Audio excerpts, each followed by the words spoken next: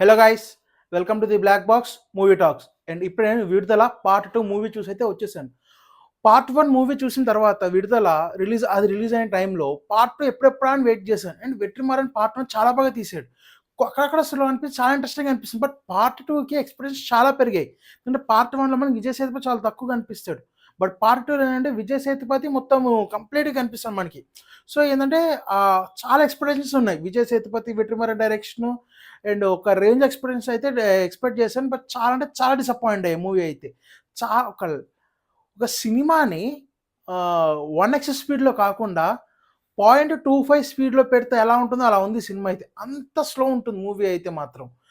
కొన్ని కొన్ని సీన్స్‌లో అరే! ఓటీటీలో చూస్తుంటే 10 సెకండ్స్ ఫాస్ట్ ఫార్వర్డ్ కొట్టేస్తే బాగుండేది కదా అనిపించింది. అంత డెడ్ స్లోగా తీశారు మూవీనైతే మాత్రం.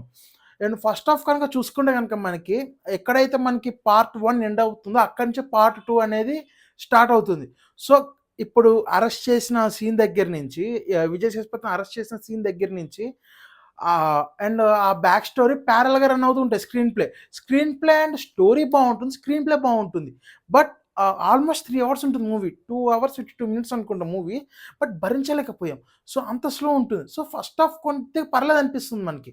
అండ్ విజయ్ సేతుపతి మంచి మంచి సీన్స్ ఉంటాయి. హై ఇచ్చే సీన్స్ ఉంటాయి. The rise of Vijay Sethupathi అన్నట్టు బాగానే చూపిస్తాడు. ఇంటర్వెల్ దగ్గర బ్యాక్‌గ్రౌండ్ మ్యూజిక్ బావుంటుంది. మంచి ఫైట్స్ అనేవి చాలా బాగా పెట్టారు. ఎప్పుడైతే సెకండ్ హాఫ్ స్టార్ట్ అవుతుందో మూవీ పడిపోవడం మొదలవుతూ ఉంటుంది. ఎమోషన్‌కి వర్కౌట్ అవ్వము. మళ్ళీ మ్యూజిక్‌కి కనెక్ట్ అవ్వము. స్టోరీకి కనెక్ట్ అవ్వము. అంటే ఎప్పుడైపోతుందిరా సినిమా అన్నట్టు వచ్చేస్తుంది మనకి. ఫస్ట్ హాఫ్‌లో బానే ఉంది పర్లేదు. సెకండ్ హాఫ్ మంచి సీన్స్ ఉంటాయి. ఎక్స్‌పెక్టేషన్ చేస్తామేమో అనుకుంటాం. బట్ సెకండ్ హాఫ్ చూసానికి ఫస్ట్ హాఫే చాలా బెటర్ అనిపిస్తుంది. అండ్ క్యారెక్టర్ విషయానికొస్తే మంజు వారియర్ అండ్ విజయ్ సేతుపతి కెమిస్ట్రీ ఏదైతే ఉందో అది కొద్దిగా పెట్టకపోతే బావుండనిపించేది. మంచి వెళ్తున్న సీన్‌లో మళ్ళీ ఆ స్టోరీని తీసుకొస్తారు మధ్యలో. అంటే కన్‌ఫ్యూజింగ్ స్క్రీన్ ప్లే ఉంటుంది మళ్ళీ. ముందు రావాల్సిన తర్వాత వస్తుంది. తర్వాత రావాల్సిన ముందొస్తుంది. బ్యాక్ స్టోరీ చెప్పే విధానం విజయ్ బ్యాక్ స్టోరీ చెప్పే విధానంలో ఒక ఫ్లోలో ఎళ్ళిపోతుండే విజయ్ సేతుపతి మళ్ళీ సడెన్‌గా లవ్ స్టోరీ గుర్తొస్తుంది. సో, మళ్ళీ లవ్ స్టోరీ గురించి చెప్తారు. సో, దానివల్ల ఏంటంటే ఇరిటేషన్ వచ్చేస్తుంది ఆ love story Manju Warrier character గాని. బట్ కమెడియన్ సూరి అయితే మాత్రం చాలా బాగా చేసాడు.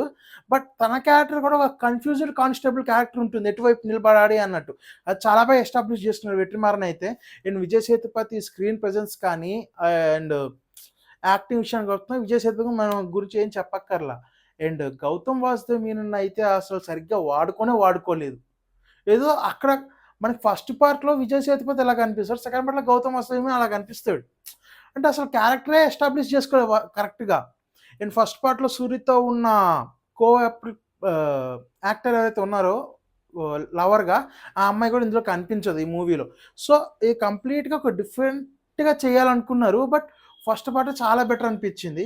అండ్ అదృష్టం కొద్దీ ఏంటంటే దీన్ని పార్ట్ 3గా సాగదీయలేదు. పార్ట్ 2 తోటే ఎండ్ చేసేసారు విక్రమ్. అదొక్కటి చాలా బాగా అనిపించింది. బట్ మీకు పేషెన్స్ ఉంటే కనుక థియేటర్‌కెళ్ళండి. లేదు అంటే ఓటీటీలో 2x స్పీడ్‌తో పెట్టుకొని చూసినా సినిమా అర్థమైపోతుంది. నేను దీనికిచ్చే రేటింగ్ వచ్చేసి ఏంటంటే 2 ఔట్ ఆఫ్ 5.